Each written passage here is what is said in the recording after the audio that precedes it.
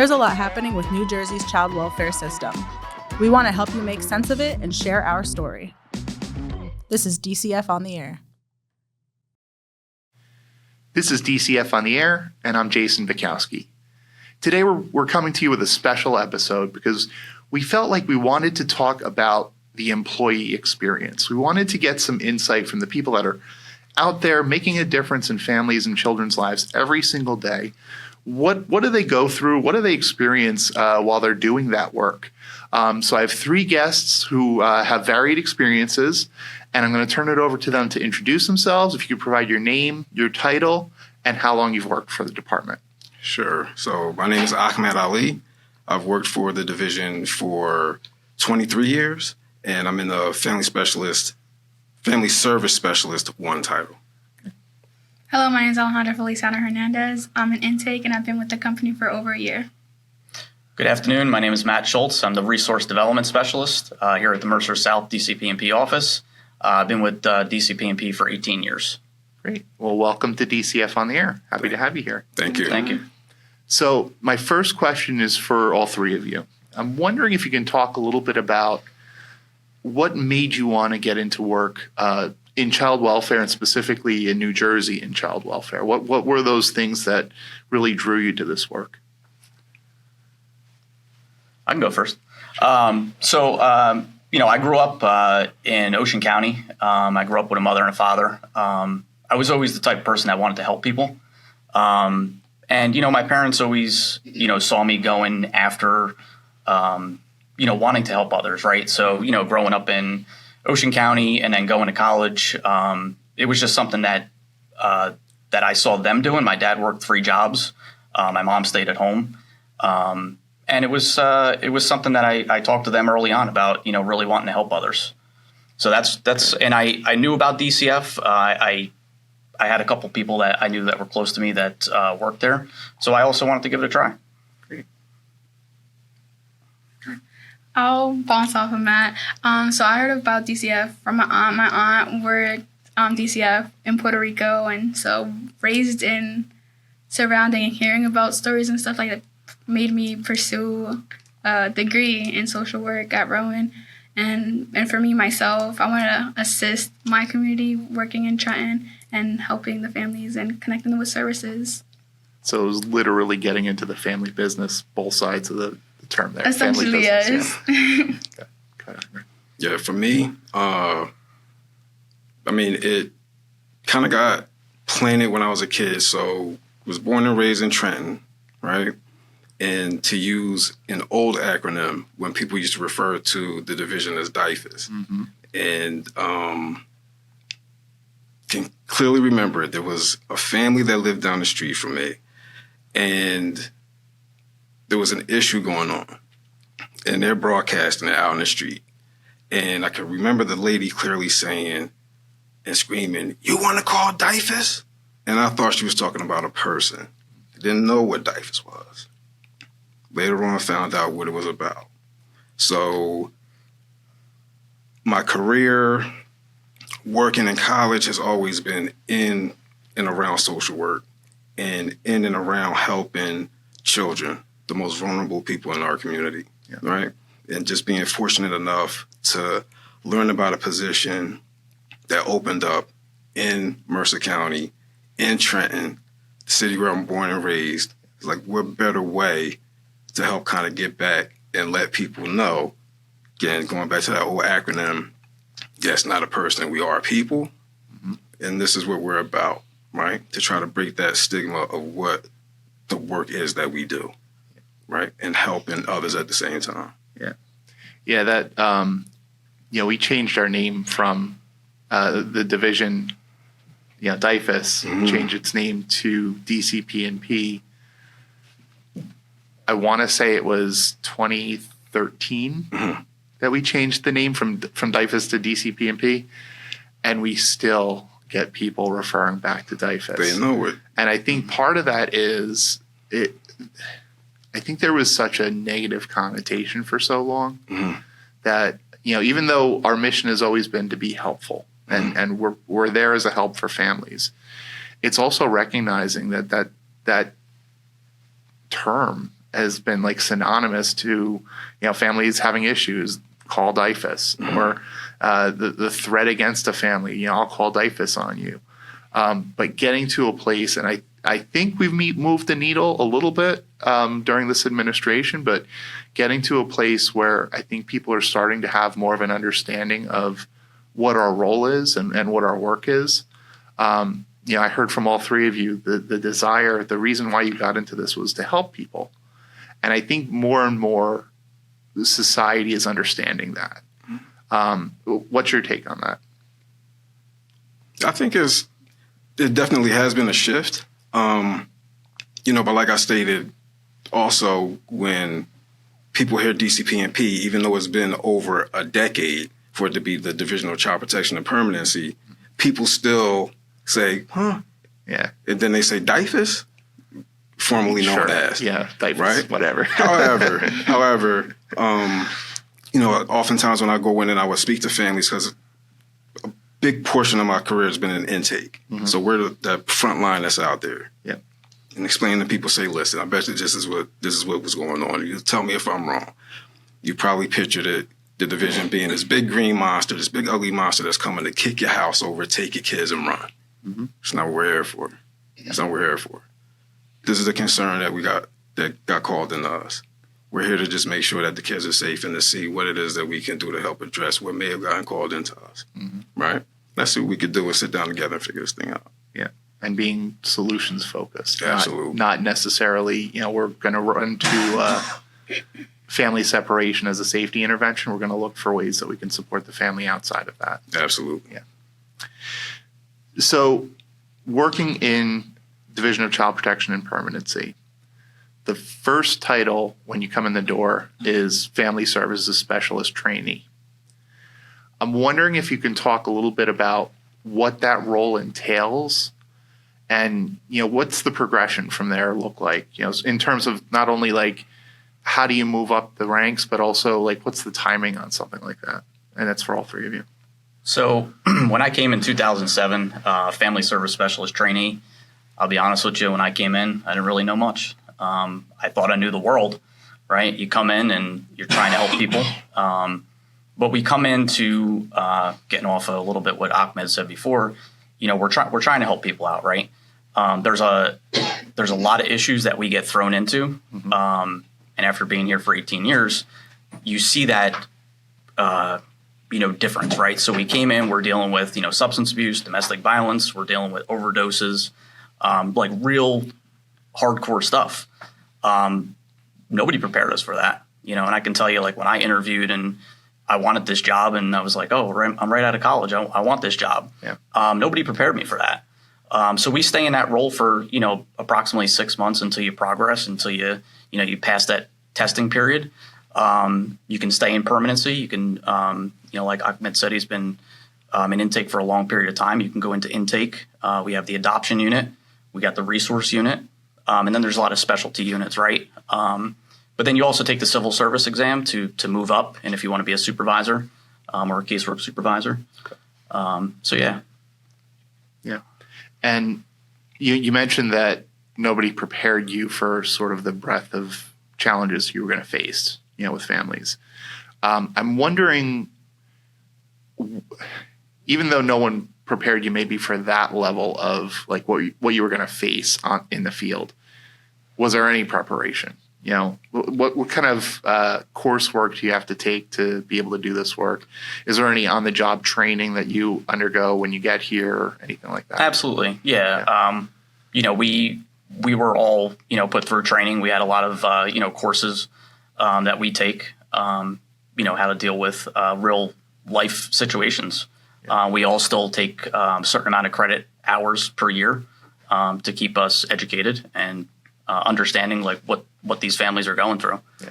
And probably best practice that evolves, I assume. Like the things that we did 20 years ago, it's not necessarily the same work that we're doing today, but we have opportunities to kind of learn more about different aspects of the work and how we might be able to evolve our own practice when we're working with families, right? Absolutely, because it's always changing. The community, no matter what county we live in across the state, the communities and folks are always changing. Mm-hmm. Things that they're involved with. Yeah. And just kind of even piggyback off of what Matt was saying. So, there's the trainings that we all went through or are going through now, right? And of course, it's going to look and feel different when you're in a controlled environment, you're in a classroom setting, you got this stuff on a paper, and it may be like a simulated event, right? Absolutely a different thing when you're out there and these are real people with real lives.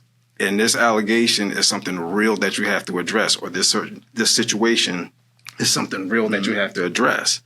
So once you're there, got to be honest with me as a trainee, you took all that stuff, and as soon as it was go time, you're out there, right? Prepare as much as you can.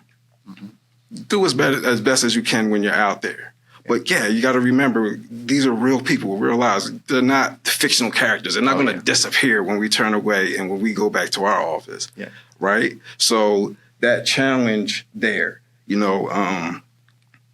there was other trainees that have been in our office and going out and buddying with them and letting them know, like, all right, it becomes different.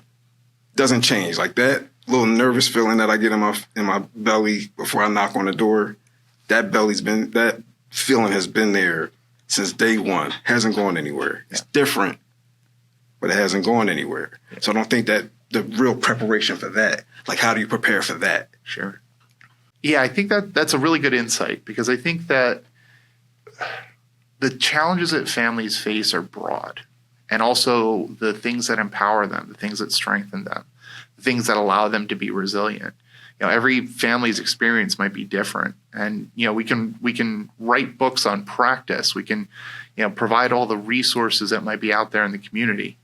Matt does, but it's also how do we, when we're finally with that family, what does that mean to that family? And understanding that when we walk away, that family still has to exist as a nurturing unit. We have to leave them better. So I think that encapsulates really what you were talking about. That it's about how do we put in practice or put in motion the things that we learn to best support families. So Alejandro, I want to get your take on this too, because you're in that position right now, that FIS trainee, the family service specialist trainee position. What has been your experience as you're kind of learning this stuff, and then ultimately you're going to be putting this into practice for families? So officially, I've been with, like mentioned before, I've been with the company for a year, and starting off like how Matt and Ahmed all mentioned about trainings, we do have pre-work services and trainings that we do have to travel to New Brunswick and take. For some, it could be a refresher if they've been here for years or starting off. I don't want to say that it's a lot, because it is a lot in the sense that what we do is a lot. We're going into situations that we've never experienced, especially for some, if this is your first official job coming straight from school, you're learning a lot, you're experiencing a lot. It comes with a lot. Starting off, we have like the buddy system where we go with seasoned workers out into the community and have experiences like about sexual abuse, substance abuse. You get that experience firsthand. Even though you're not the lead worker, you're in a position where you're documenting and learning and seeing what the process is. So I mentioned before, working with the division, the trainings. One good aspect of it, the trainings are in detail. I mentioned about simulations. So you're basically role-playing. They'll give you a scenario and basically act as you're in the position. So you do practice before getting your own caseload. And like I said, the nerve, the little gut intuition you get, it never goes away. Again, I've only been here a year. Obviously, they say it takes about 3 years to get somewhat comfortable and knowledgeable in the job, but I know that those simulation rooms, I've seen them. We have them at our professional training center. It's kind of wild that we have, like, you walk into this classroom setting. There's a whole bunch of different things, and then all of a sudden, someone's apartment is like right in the middle of this giant educational center. But how helpful is it? So thinking about, training in those simulations, you said that you do some role playing. So I assume, you're going in not only as, a caseworker that's supporting the family, but you're also kind of putting yourself in that mindset of the family that's experiencing that need. Yes. How helpful is that in terms of like kind of envisioning what their needs might be or expressing that to somebody else to ask for help?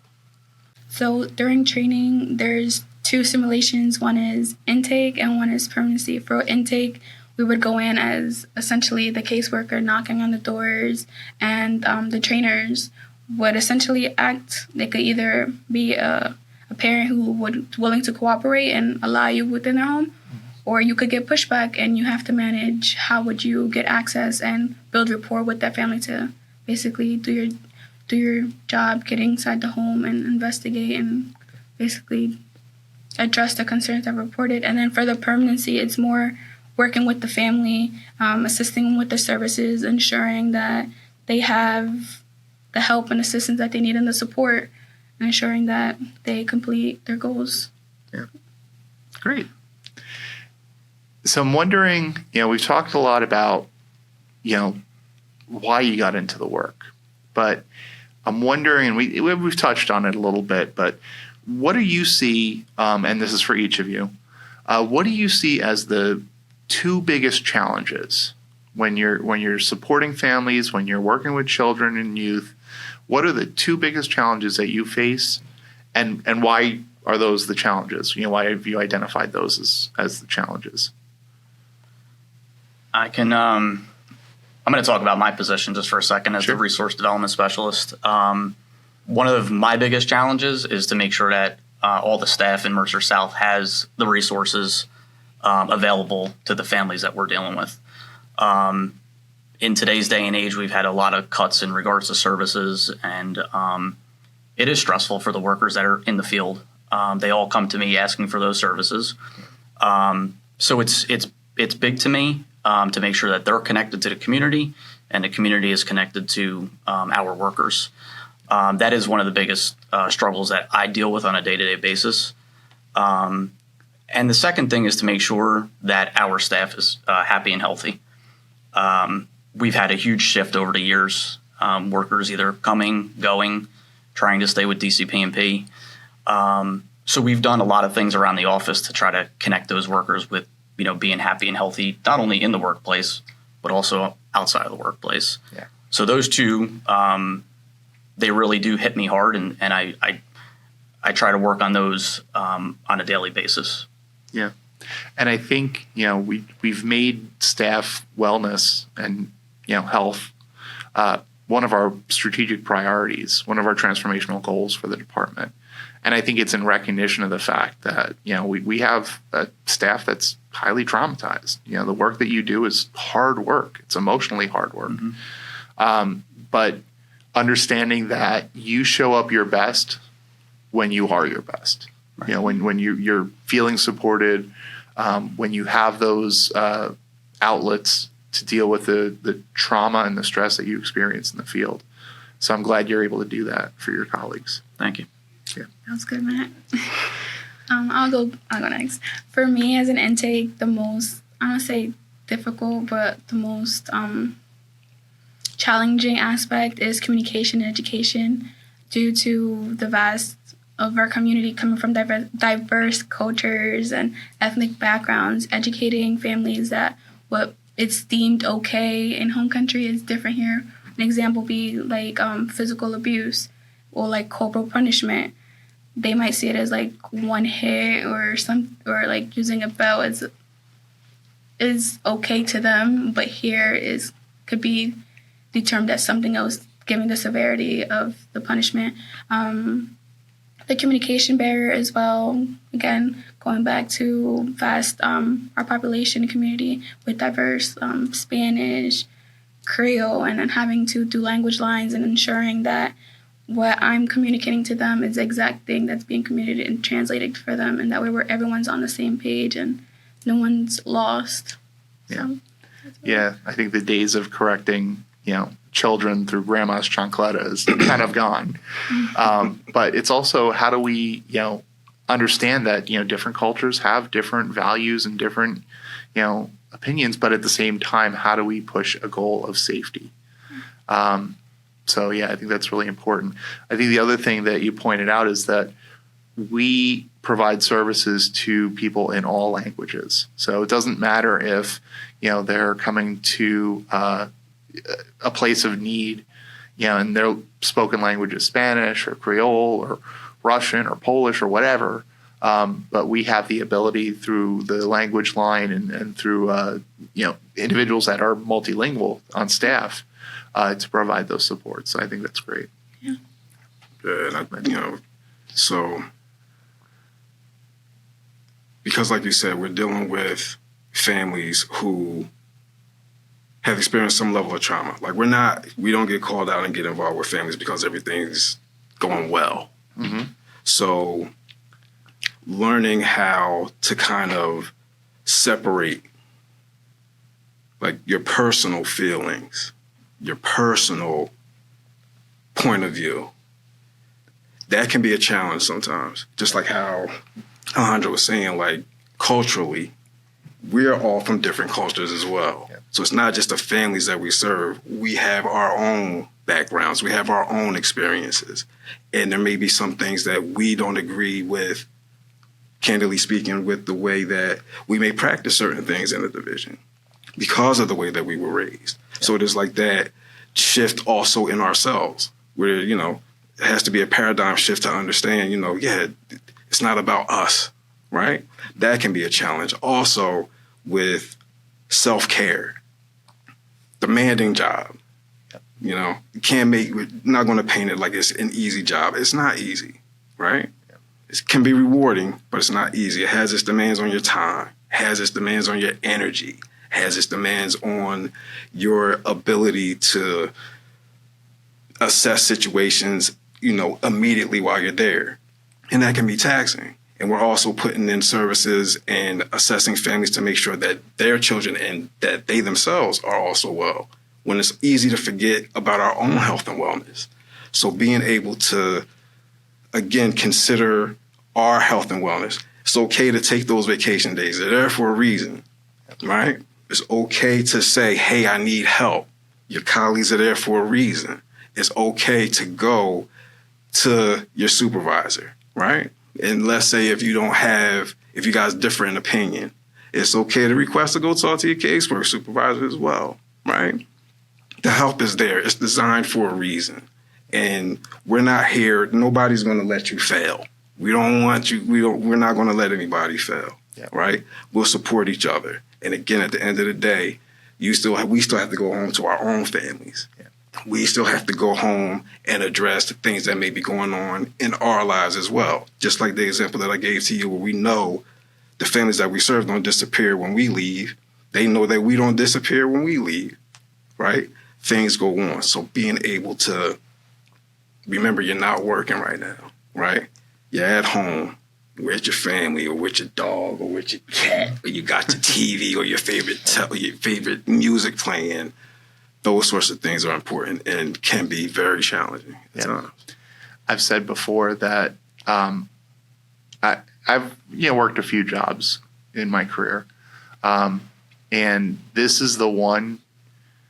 I highly recommend anyone work with a bunch of social workers, because my feelings have never mattered more than in any other position that I've ever had.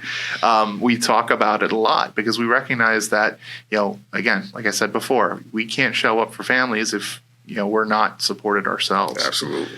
And you mentioned some strategies, taking your vacation time, music, TV, time with family.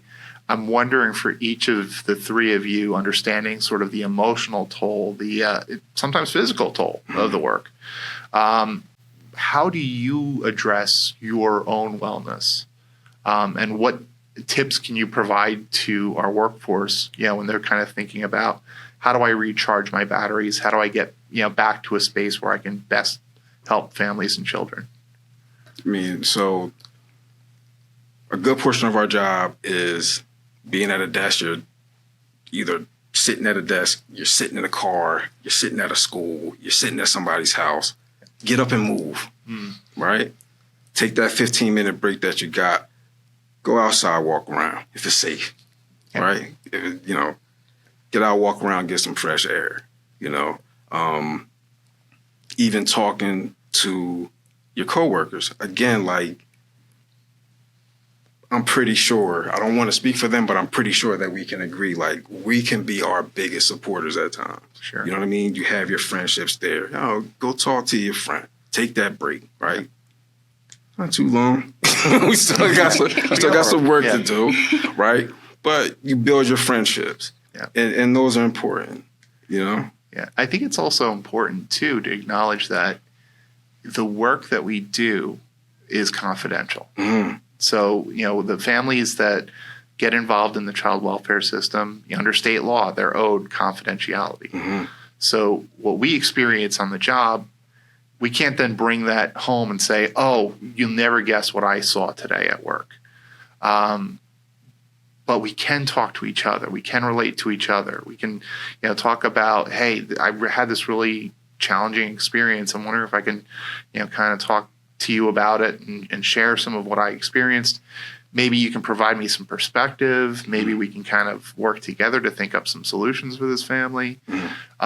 So I think that's a really good tip to work within your space in the job to kind of talk through some of those challenges. I think that's also the the support network too. Like Ahmed is saying, is that if we can vent, if you will, and we can go about our day, venting to each other about the struggles that we're dealing with within DCPMP. I've done that for 18 years, and made connections within this office and my other offices to where I can, talk to folks where, if I'm struggling with a case or whatever I'm dealing with. But on the outside, I try not to take everything home, but it does weigh on our shoulders, just like we were saying. You do take a lot of it home, but obviously you can't share it. So one thing that I do is, I've been running lately, trying to eat healthier. That's why I mentioned before about, making sure that our staff is, happy and healthy, because that does play a very big role in wanting to keep the staff, with us. Yeah, I think that's a good that's a healthy outlet, as opposed to me who eats my feelings. It's probably better to maybe exercise your feelings. Yeah. Can I add something to that Please. Off both gentlemen? The division also offers worker to worker. How Ahmed mentioned about speaking with supervisors. There's also people who've been in the division who carry out Wellness Wednesdays, where it's like a group setting where you can talk about your feelings and your experiences and have other peers from all different areas and give their point of view. Me, myself, I love movies and enjoy music, and that's my type of self-care. But there's, like how they mentioned, there's support everywhere, and you just gotta reach out to them. So you mentioned worker to worker and the Wellness Wednesdays program, which transparency, we are actually recording this on a Wednesday. So hopefully everyone got to experience that.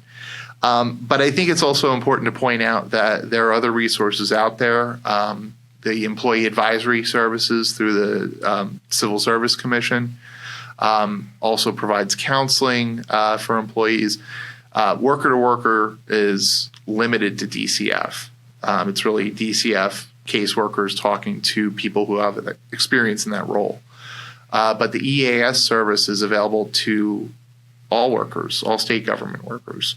And it can be counseling on something they experienced on the job or something they are experiencing in their life that makes it hard for them to do the job. So I just wanted to shout that out too. And then the other thing that I wanted to point out is, because staff health and wellness is one of our transformation goals, we have the Office of Staff Health and Wellness, led by Nancy Carey, who they do such amazing work coordinating those opportunities for us to connect to our own wellness opportunities. I'm wondering if you can talk a little bit about how that translates, because I have the perspective of what that looks like in central office, but how does that translate, that idea of wellness in the local offices? So each local office has their own events where we have Celeste who comes out. We have gatherings, cultural gatherings. We celebrated the Hispanic Heritage Month last week. People bring different foods, music, entertainment that become more knowledgeable in diverse cultures. They've recently had the Wellness Expo, I think probably about 2 weeks ago. Sure. The first one where there was different speakers, guest speakers. The commissioner spoke. They had different activities where you basically indulge in self-care and talk to your peers and seek assistance if you needed. Like you mentioned, the EAS, Employee Advisory Services. You can refer yourself, your supervisor can refer yourself, and it's basically dealing with the secondhand traumas that you experience in the job. And like how you mentioned, it's open to all state employees. It doesn't have to be work-related. Everyone needs someone to talk to, whether it's themselves, an open space, their peers, family, or just a new face, new environment to talk and get support needed. Great. We mentioned intake, permanency, adoption. I'm wondering if you could talk a little bit about what each of those roles do, in terms of like how do they show up to support families? I guess I'll go first. Sure. Since I'm an intake, we're seen as like the first responders. So let's say the referral concerns are reported. We're the first face. We're the ones who build the report with the family, access the family, ask the questions, receive the information. We get collaterals like police, school, medical. If the family needs services, we're eligible to assist them in getting services, and then we'll reach out to Matt. Sure. And for in-depth services. So the call comes into the state central registry, the Yes. child abuse hotline. They refer it to you, and then you're that first line, that you're the ones that go out to meet the family where they are in their homes, and then get that information, right? Yes, sir. Okay. Where does it go from there? I'll talk about permanency for a second. Okay. So after, the intake team makes the decision if they're going to close out the investigation or if they're going to, keep that case open for further services, it would move over into our permanency unit. And that worker and supervisor will continue to work with that family to try to implement services to meet that family's needs. And that case could stay open for a short period of time. And sometimes we see families that are with us for a long period of time. Yeah. And of course, the goal of our system is to get that family. So if the family is receiving services, it's serving that family in the home. Yes. If the family is, if we decide that whatever risk factor is there, it's too great to the immediate safety of the child, we do still institute family separations. We have the lowest family separation rate in the country, which is a good thing. But if we end up having to separate a family, it's always with that goal of reunifying them. Yes. Mm-hmm. But if we do have to do a separation, we also have resource family workers, right? Mm-hmm. Yes. So how do they, work with the family? So with resource family workers, they are able to identify relatives or family, friends, or other relationships that they have in the community to help assist in the temporary need for the child to be placed, right? If they're not in the home, there's a placement when they're put into another home. Their job is to go out. They actually help with recruiting, they help do home studies. So they have to go into the home, assess for space, for any safety concerns. They're also assessing that family's dynamic as well. They're the ones that actually help us in those positions because that's a really tough part of the job. That's the most difficult part of the job, in my opinion. Absolutely. Right? Not only are you looking for a place for the kids to go, but it's why you're finding a place for them to go in the first place. Like they've been removed from what they know, and they have to get acclimated to somewhere that they may not know, right? And a lot of times the reality of it is they may be in an area that they don't know at all. Like we service the whole state of New Jersey, even though we work in our individual counties, in our individual local offices. A child can be placed, if they reside in Trenton, they can be placed in Cape May, All right. So we try to keep them. They do their best. Our resource team does their best, and the recruitment team does their best to get as many homes that they can in the licensing arena to make sure that they're appropriate and that they're ready to go to receive these kids in our communities, whether they be with a relative or whether it be someone who is interested in being a resource home provider. Yeah. So Matt, I know that you're currently in that RDS position, but I'm wondering if you can talk a little bit about your experiences, prior to joining that position, prior to accepting that position, and that shift really from having more of a role, maybe day to day with families versus being more of a support to the people that have that day to day role with families. Absolutely. I had several different positions here within DCF. I started out as a permanency worker, did many years there. A large portion, just like Ahmed, I was in intake for a long period of time. And then I was also a resource worker, writing those home studies. Yep. Along the whole my career, so that was 15 years right there before coming out to Trenton. I always felt supported. I had great supervisors all the way up to my local office managers. I look back to, it was a gamble coming out to Trenton. I didn't really know a lot of people out here. I knew a couple people. And I needed to shift, from working with the families to then obviously knowing the services that our families needed. And that was me being a people person, kind of going out there and being a go-getter and figuring out the services that we have implemented for our families and making sure that we have what we need. Another thing too is, like we all mentioned up here too before, this is not an easy job. It's a hard job. It's not a 9-to-5 job. I've worked, till midnight, 2-3 o'clock in the morning sometimes. I'm also on part of the special response team. Myself and Ahmed, we both belong to that. So we respond to after hours of abuse and neglect. And even during that role, before coming out to Trenton, I did that in Ocean County and then here for Mercer County, I still feel supportive. We have, a great supervisory team that we can call after hours. And getting back to what I was saying before, it's all about teamwork. We all work very collectively together. And I think that's really what makes us, like a well-operating machine, right? And I think that's important for folks to know that are trying to come into this field. Yeah, that you're not alone. Absolutely. Since 2021, we've had more children placed in familiar settings than in traditional foster homes. And, we value both, traditional foster homes and our kinship caregivers who are stepping up. Mm-hmm. But I think there's something to be said, and, we have talked about it before, commissioners talked about it. When you get up in the middle of the night, you know where the bathroom is, that kind of thing. That it's the same smells on Sunday evening, the same family recipe for spaghetti and meatballs. So I think there's something to be said about providing children and youth in those positions a little bit of stability through kinship placements. Mm-hmm.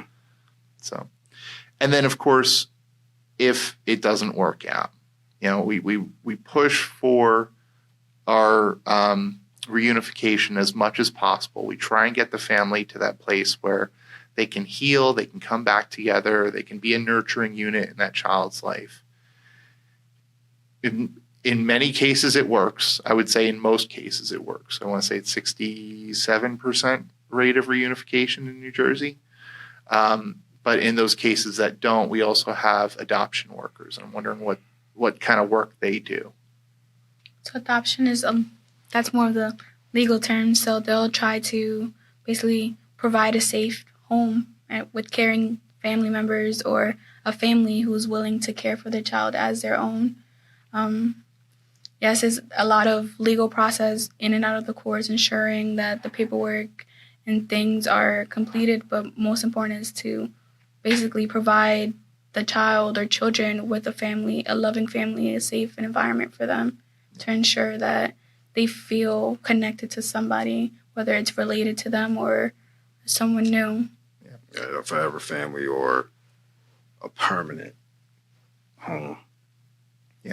Person to go home to on Thanksgiving. Yeah, stabilization. Long-term stabilization Yeah. for that children. So Matt, talk about your role because that's an important one too. Sure. The resource development specialist. I basically am the eyes and ears and the liaison, within the community. I'm out in the community, building those relationships, bringing those services back to, specifically Mercer South.